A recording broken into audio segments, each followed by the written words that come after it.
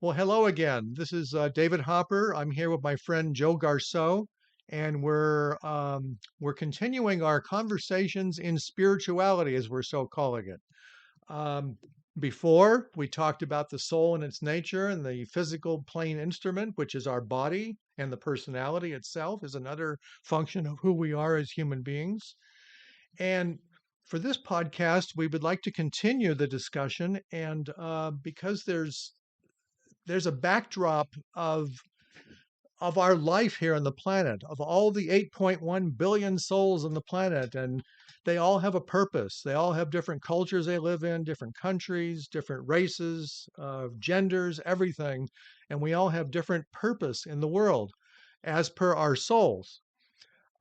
We have something called in the Ageless Wisdom Teachings, which embodies the vast majority of all the great teachings of Christianity, Islam, Buddhism, um, I don't know, Hinduism, etc., which 80% plus of humanity embraces. And so there's a thing called the plan or God's plan. And this is a background and a blueprint for our evolving humanity. And we hold the idea that humanity is a growing entity, and it's been growing for thousands of years, even though it's difficult to perceive. At least on a spiritual level, we can perceive that. But on the physical plane, we've seen all sorts of phenomena that have happened over the last thousands of years. You could even say millions. But we'll just work with the last century or hundreds of years going back. And the idea of the plan or God's plan is it's guided by, in the ageless wisdom, we call the masters. Well, in the Bible, Jesus is talking, Jesus is recognized by his disciples as master. And what is he master of? Well, he's master of his own self, his consciousness, his expression of his heart, his expression of love, his Sermon on the Mount.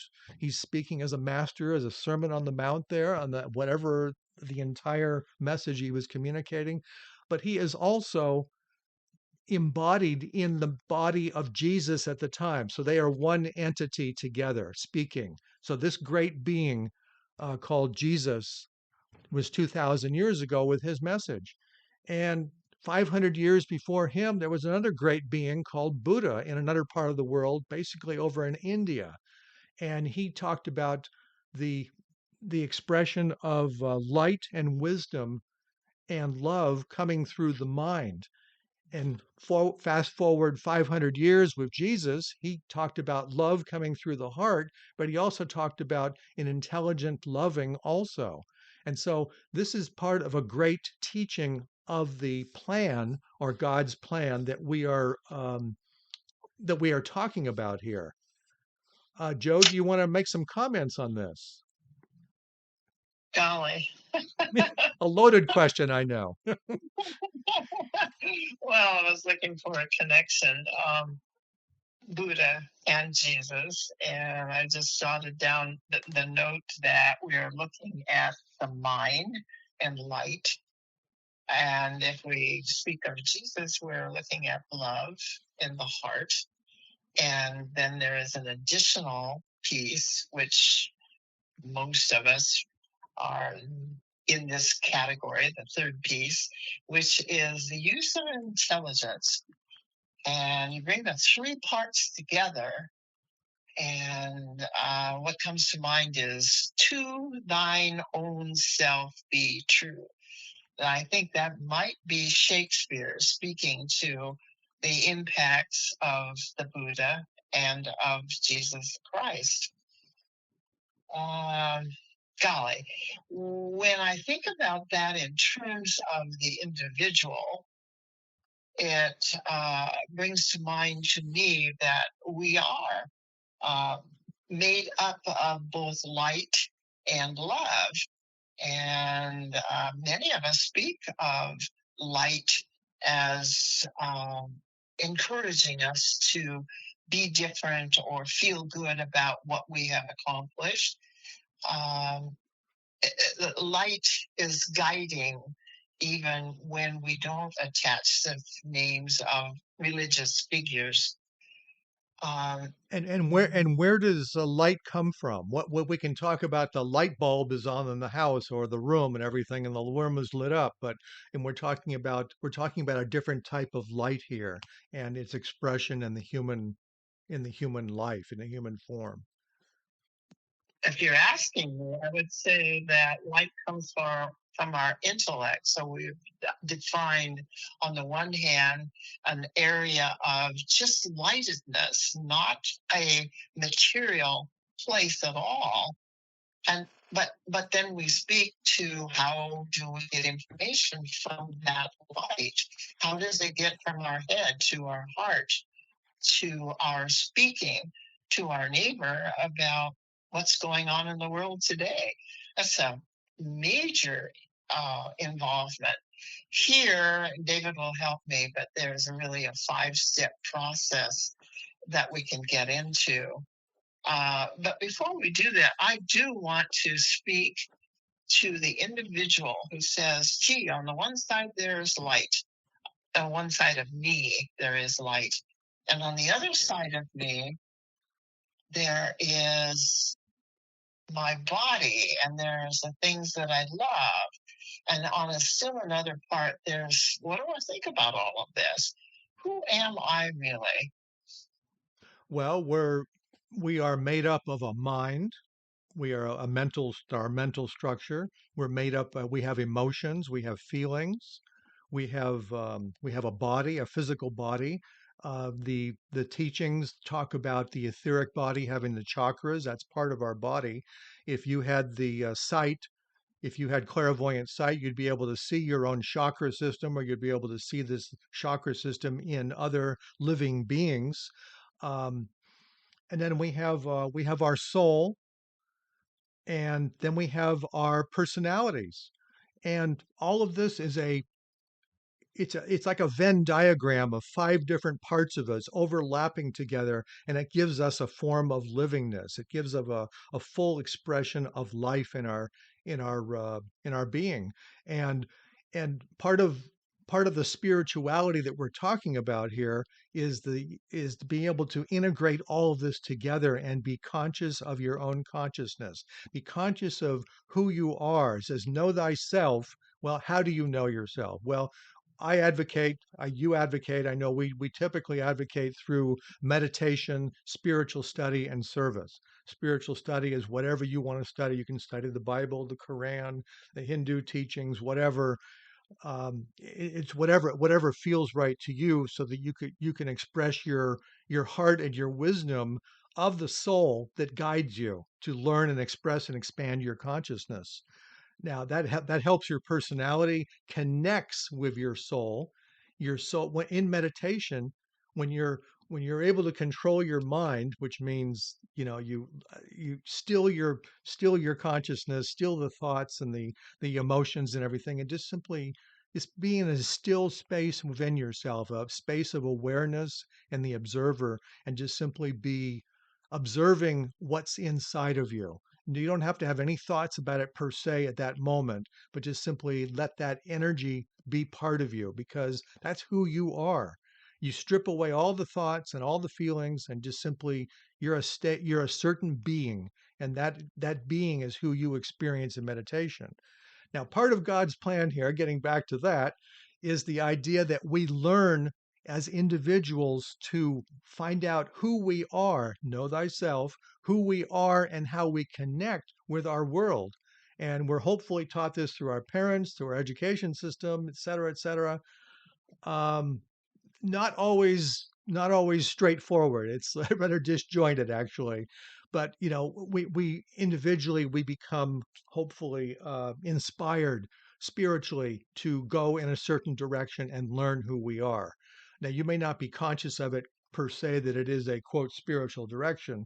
I mean, you may even be agnostic, and you could be drawn towards studying about Buddha and the Christ, or other great teachers or masters or inspired individuals.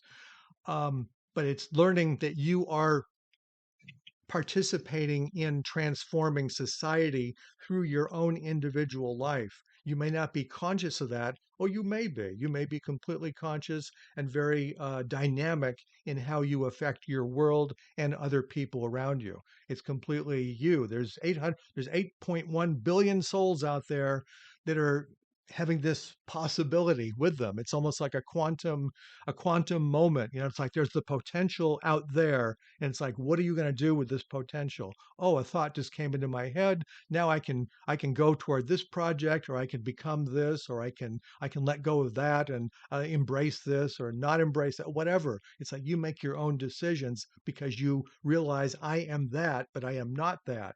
And you start sharing this with other people in groups, and you attract yourself to groups who share similar ideas, and et cetera, et cetera. So it's a process of learning who you are and how you participate and integrate within society, as to how we become agents become agents of God's plan, so to speak.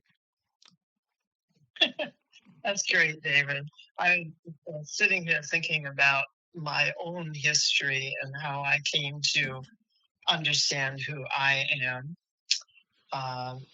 I grew up in a family that were pioneers in the farthest west areas of the United States, a place where people had come across the country in covered wagons, and some of them from north of us with their belongings on travois, which were pulled by horses across the country. Um, so I grew up with the people sitting around the old oak table talking about who am I and uh, what should I be doing with my life. We were members of a church, and we would hear the sermons every Sunday, and then we would come home to a family gathering. Even as a very small child, I sat against the wall and listened with heart beating to my family members arguing about who are we, and are we spirit, or are we light, or are we just grunts on the earth today. But I had very interesting characters in my life. Not only was there storytelling, I had a grandfather who carried a small leather-bound um, book in his back pocket of his jeans, and he pulled it out several times a day. And it was a poetry book. So all my early childhood, I heard my grandfather quoting Shakespeare and Burns and others about the meaning of life and who essentially are we. Uh, when I got a little bit older, I became very curious about my father's, one of his favorite things that he would say. And he'd say, I am as independent as a hog on ice. Okay, yes. Independent as a hog on ice? What on earth does that mean? I knew that hogs could weigh 350, 400 pounds. Why would they be out on the ice in the first place? Why was it thin ice? They were surely going to crash through, and maybe they would drown under the ice. But here I'm supposed to be independent as a hog on thin ice. To thine own self be true. My grandfather was quoting from the poetry book. Wow. Okay, that's great. Yeah. And how are you going to put that together? But to come back to what David and I are both speaking about is light and love, mind and heart. And the two of them are associated with those qualities of light and love in different fashions. Does our heart lead, or does our head lead? Those are questions that each of us will ask. And then when we think about that intellectual possibility that was brought up earlier, we question, oh, which am I? what is there that I don't know about? What leads me anyway? Who am I? Who am I? Well, some of the yeah, these are great questions, of course, and people that are in their own spiritual, well, spiritual of spirit, connected with their inner self. They, like I say, they may be agnostic. They may be have a secular understanding of it may not even be part of religious organization, but you can still be studying spiritual teachings and embracing them. You may even have some type of moments of contemplation and reflection each day, but it's still you're connecting with what feels right to you, um, not in a bad sense, in a very neutral way, and hopefully even in a loving way, and a unified way where you feel more complete within yourself as to your expression of self to yourself and to others around you, to your family, to maybe the community, whoever you're connected with.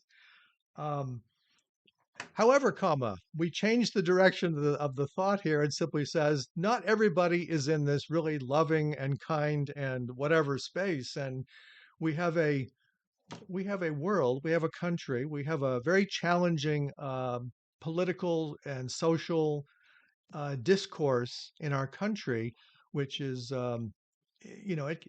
you could be listening in other countries too, and you can have things like this. But we come from the United States, and so we have a particular unique set of circumstances happening in our country, which we are witnessing fragmentation.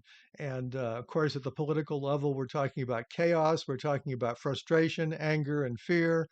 Um, you know, these are part of the energies of a person that's spiritually focused and simply says, "Oh, well, these are painful to us. I don't want to talk about this. I don't even want to. I don't even want to turn on the news. I don't even want to know about this stuff." But it's part of our world. It's part of they're our brothers and sisters. We have to. I mean, at a certain level, we have to acknowledge this, and we have to acknowledge that we have our own angers and fears and frustrations, but how do we deal with this? And how do we work with this as a person who is, quote, spiritual, or a person who has a connection with his inner self, his or her inner self? And it's becoming aware that thoughts are energy, feelings are energy, and about learning about how to deal with them and learning how to ground them. And it's like, how do we function in this chaos? We can have a monkey mind activity going on in our head. I'm trying to contemplate, I'm trying to meditate, I'm trying to be still, but yet I got all these thoughts going on. How do I ground myself? And it's we can we can know about our spiritual self, and says, yeah, it feels great and warm and loving, and I feel really connected today. It's a warm sunny day, the sun's bright and everything's great. But no, it doesn't always happen that way every day, as we know.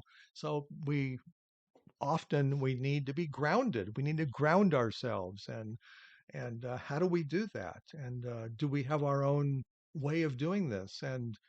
Um, it's like, what are some ideas that work for you, Joe, that help for having a sense of how do you ground yourself and keep yourself focused on your own spiritual work? And Oh my. yeah, a loaded question, of course.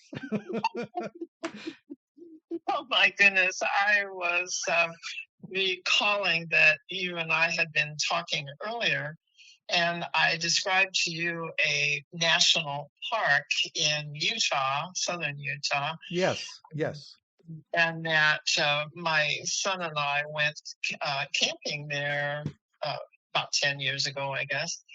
And it's called Staircase. I don't know, I've forgotten part of it.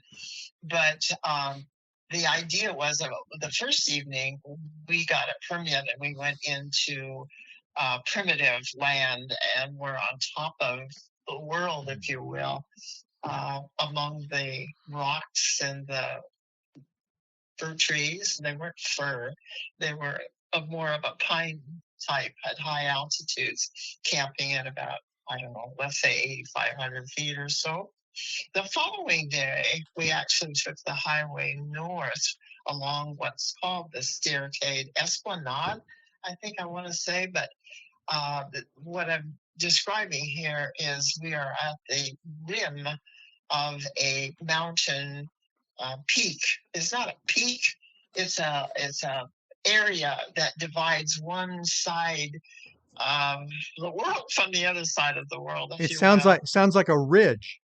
It is a ridge. Yeah, thank you very much. And we drive along this. It's about, I'd say, 5 to 10 miles, where there is no uh, a side to the road. It is simply drop off about 2,000 feet to either side, and we're on this precipice feeling for a very long time. Um, the We find ourselves uh, split, you might say, between light and love, and between personality and soul. And which way are we going to go? Or are we going to blend them together? So this ridge becomes like a metaphor then. Indeed, indeed. Uh, for my own sense of it, the personality of every one of us is associated with, how do we think? What's our physical body like? What's our mental body like? Um, that's personality. We call that the kind of the three worlds, if you will. But then we can flip off with our thinking mind into a dream state. Let's call it that. Everybody's familiar with a dream state or a reverie. We're just sitting in the sunshine one day under a tree, maybe, and nature spreads out in front of us, spreads out in front of us. And we begin to question, where did I come from? What's this all about? How come my mom behaves one way and my dad behaves another? Who am I? What makes me me?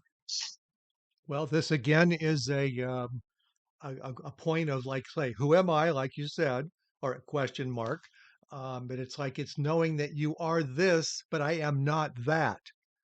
So it's just becoming conscious of you become conscious of deeper parts of yourself and how you express and of your personality, of how your mind works. Or intellectually, you understand these things, but you don't understand those. Um, it's um, it's just coming in contact with yourself and your description of going along that ridge, that metaphor you gave was great because it reminded me of in Buddhism what they call the noble middle path, and it's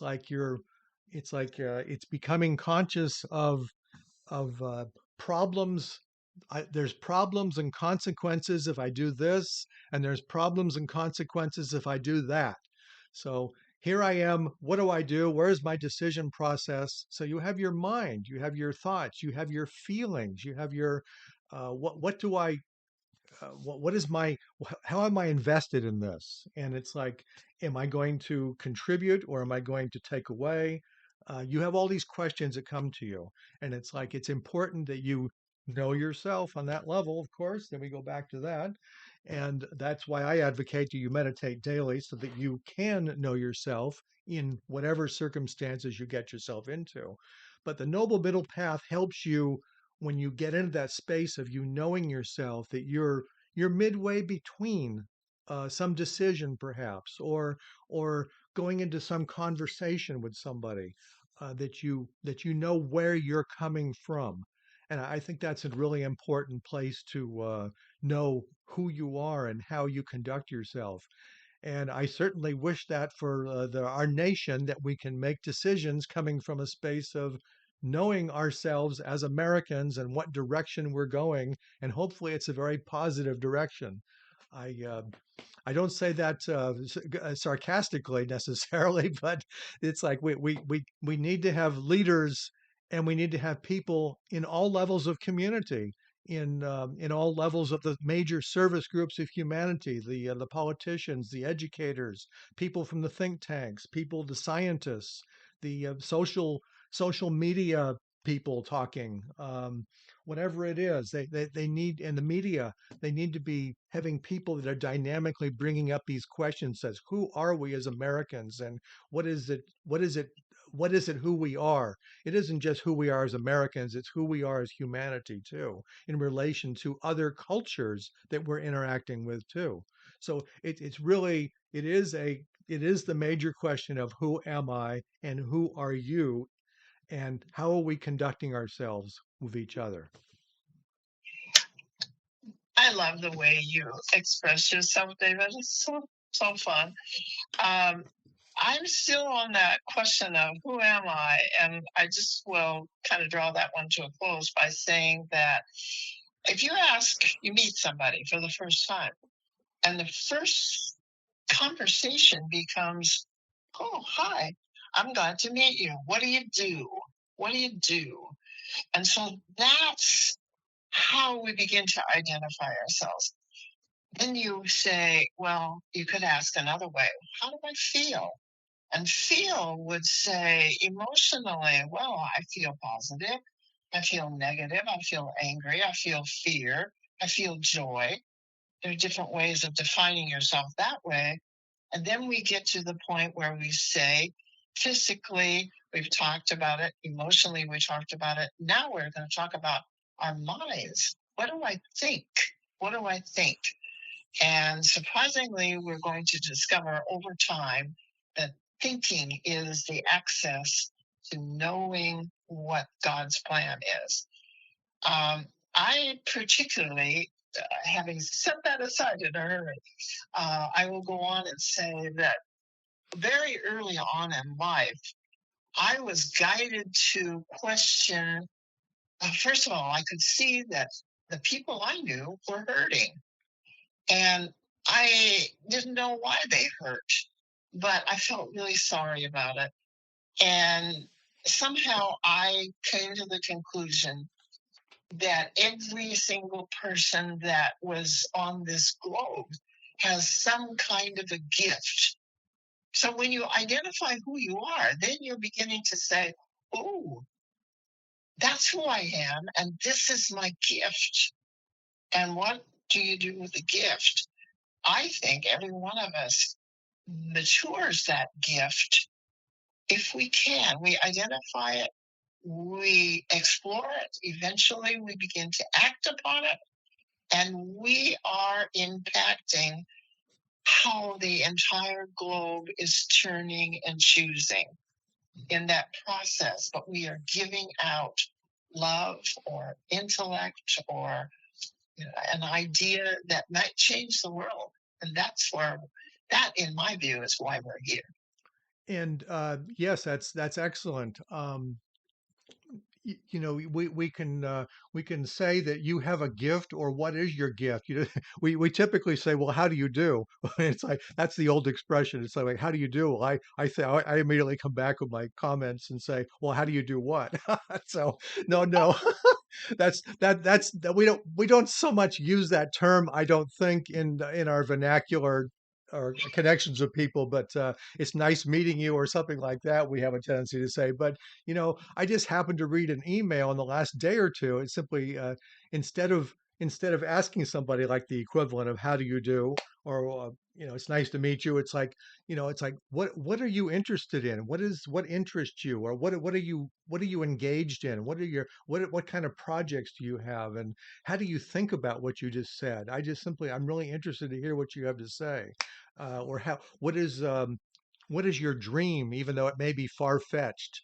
What do you want to accomplish? This type of thing, and of course, you know, you'd have to probably probe a little deeper with questions and try to get more of a personal connection with the person for them to give you an answer to about what is their dream, because that's more of an intimate question, or more of a personal question.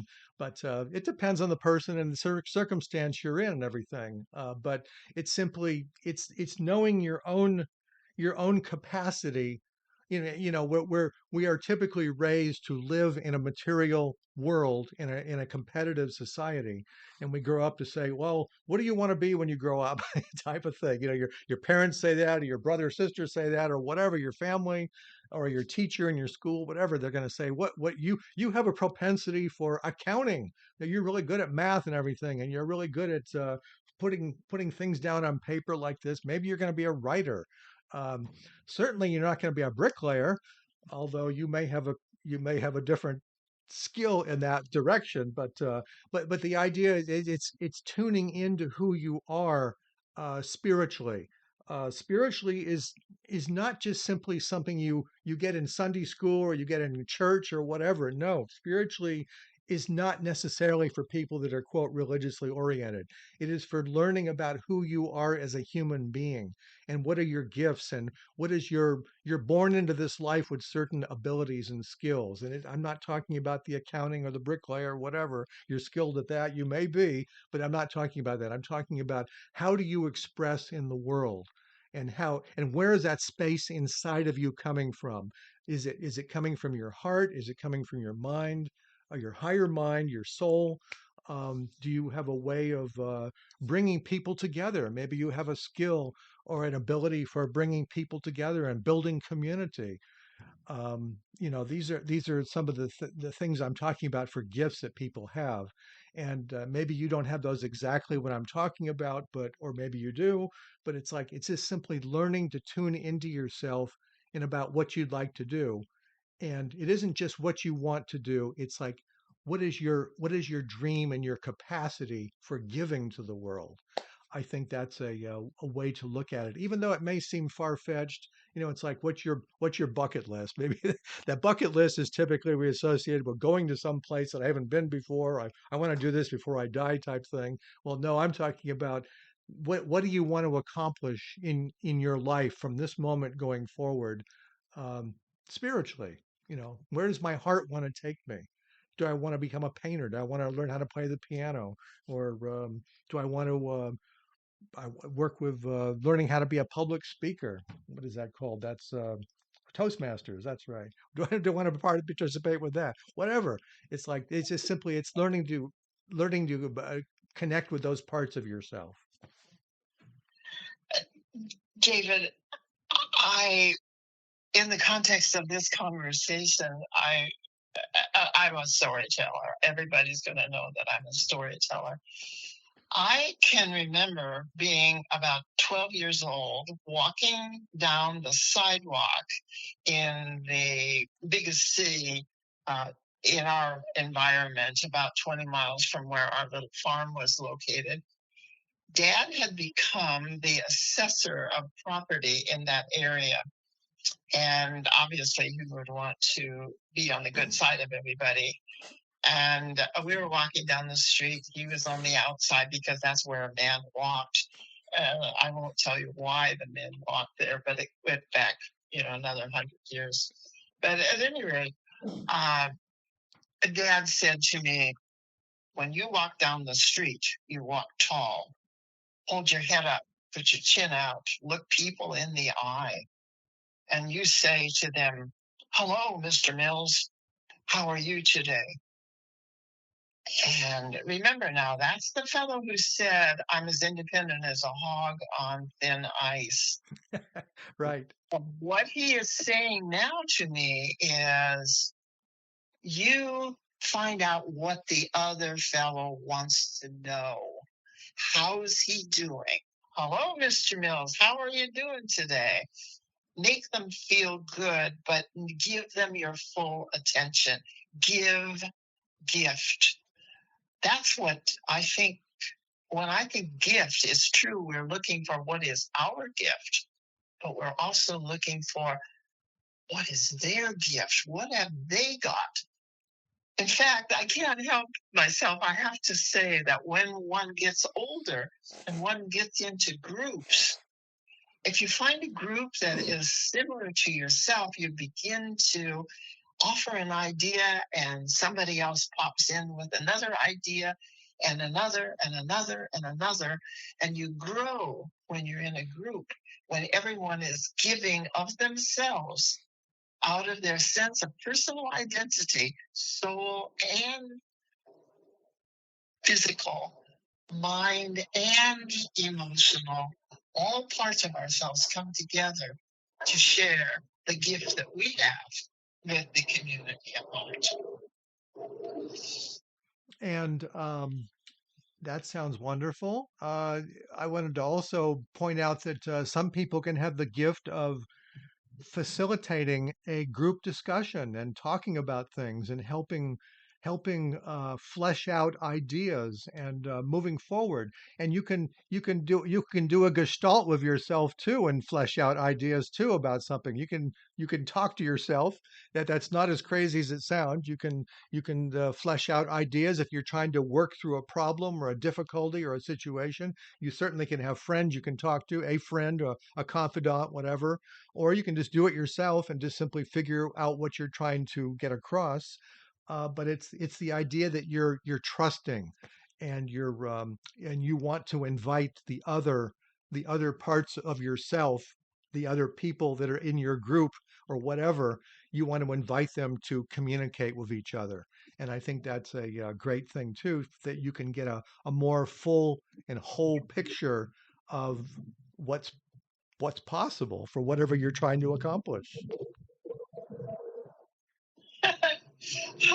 Listening to you, David, and listening to the sound of a military plane taking off nearby, and looking at the windowsill and seeing, I love rocks. I just love rocks. And I have multicolored rocks from various parts of the whole entire globe. And they're all scattered across this. It's almost like being an altar in front of me. And each one has a vibration, separate and different. Each one, though, together comes together as a synthesis, as that group we were talking about. In fact, as a group of the entire earth, if you will. And I'm just captured by the variety of the gifts that are possible and the variety of people who receive our gifts. Yeah, we attract. That's one interesting dynamic too of whatever, being on the path. You sort of speak create scenarios within yourself. This is most largely unconscious, and maybe your higher self, the soul, is guiding you for connecting with other people, and they can show you different gifts you have too, or they can share things with you too, or help to discern what needs to take place next. And I mean, you can get involved with people and projects and things like this. So it's all about the gifts, and whether you're working objectively out in the world or you're working for your own process, and you're learning to concretize your thoughts and your ideas. That's beautiful. Wow. I wanted to talk about the anger and the fear and the frustration again, and ways that you can ground yourself, and uh, not necessarily just for your own challenges in your own life, but of course the things that we are witnessing, like in our own country, for example. And what one of the ways, the very simple way of doing it, we have something called a technique of light, and very simply, it just simply is, you go into your own meditation, your own sense of self, which in this case is, you take your personality and you become very calm inside yourself, and you connect with your higher self, the soul. And then you become dispassionate, which means you take the emotional energy off of things, and you look at those things. Excuse me. You look at those things in your life that are a problem or chaotic, and you may ask yourself, well, why are these things a problem? Well, we'll just put that aside, that question, but you just understand there's an energy there of frustration or anger, and then you have the energy of the higher self, the soul, which is a pure love, expression of love in its own right. And what you do is, you in your mind, you merge those two together. You take the chaos, the difficulty, the anger, the frustration, and you merge that with the love and the unity of your soul, the purity of your soul, and you merge them together. And then you let be in your consciousness what takes place, which is basically a transformation of those energies. Remember that anger and frustration, just like love and cooperation and goodwill, these are all energies. They're also thought forms too in the mind. Thoughts that are directed in a certain direction. But anyhow, they're all just energies, and so you can change these energies dynamically in your own consciousness.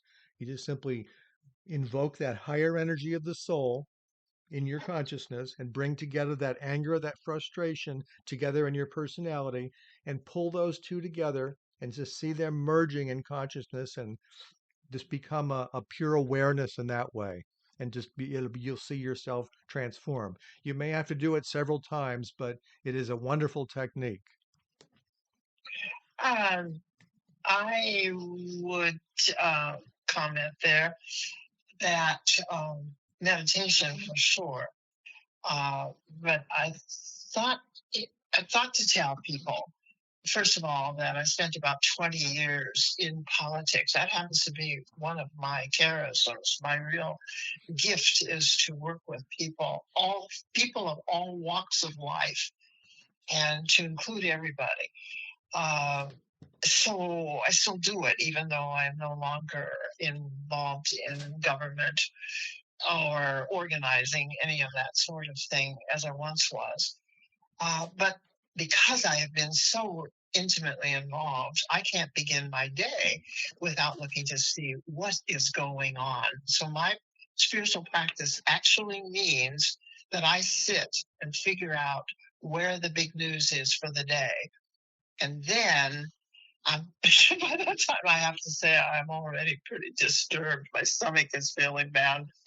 And then I go into meditation and I go to the silence. I go to the calming effect, the depending on silence, depending on going deeper inside of oneself, watching one's breath, of calming myself until all that outer experience becomes a base awareness, perhaps, but overriding everything is the calm equanimity that comes. Something I think that every one of us can get something out of, and I recommend it to all.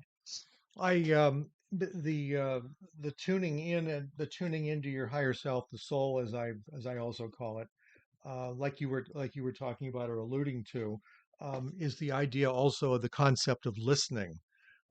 It's just Yeah. listening. It's calming yourself and calming your thoughts, and just be in a space of listening and seeing pure awareness and a sense of your own beingness, a sense of your own life, your own life. You could focus on the breath and initially calm yourself that way, and just bring yourself into listening to yourself, listening to your well, it can be listening to your heartbeat. Of course, that's listening to the grounding in that energy, and then just simply just just be in a state of beingness and just knowing that there is peace and comfort there for you all the time.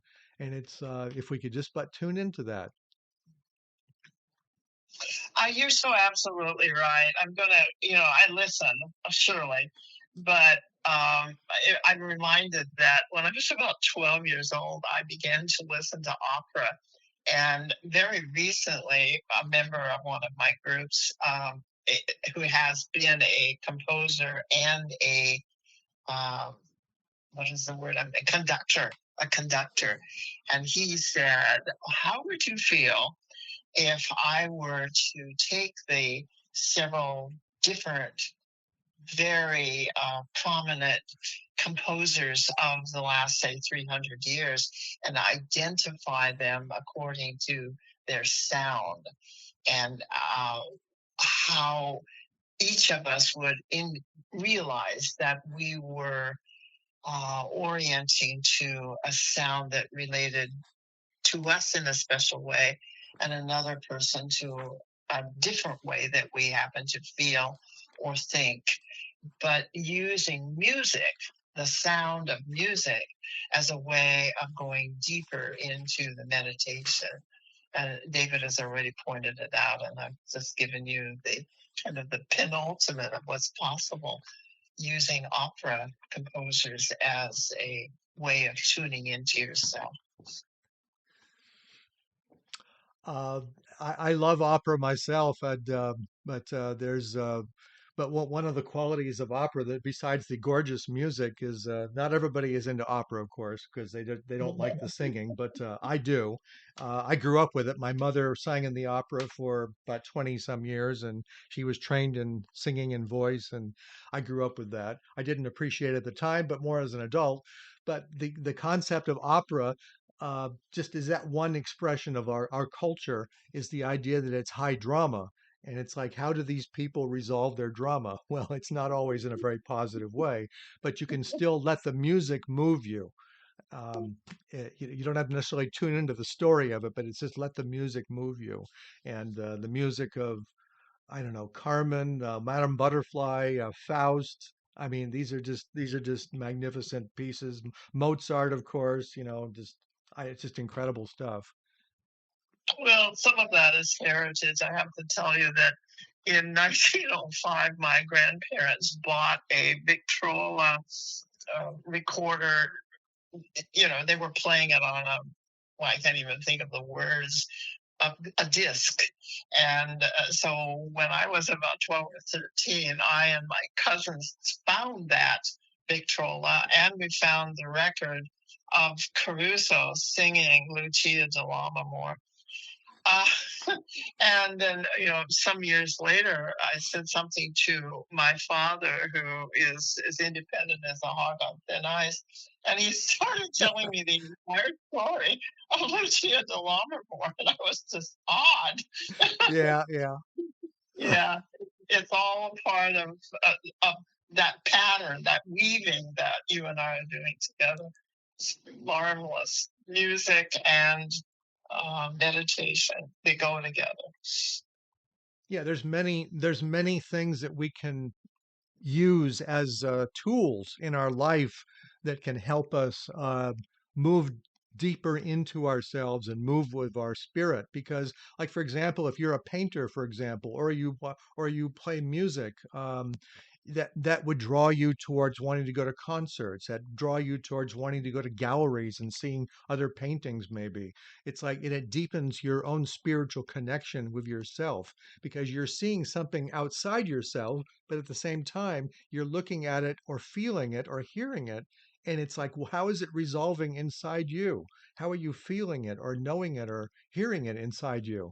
And so I think that's an interesting dynamic there to be aware of. It's all subtle, of course, and it's a wonderful experience in that way. Good, Well, good. Joe, I think we're gonna close today, and I wanna just say that it's been fabulous talking with you again, and it's just we will continue these conversations about what it is about spirituality, which is that draws us so deep, and about who we are and how we express ourselves and connect with each other and others. So It's always fun to be with you, David. I always learn something new. blessings on the path. And you too.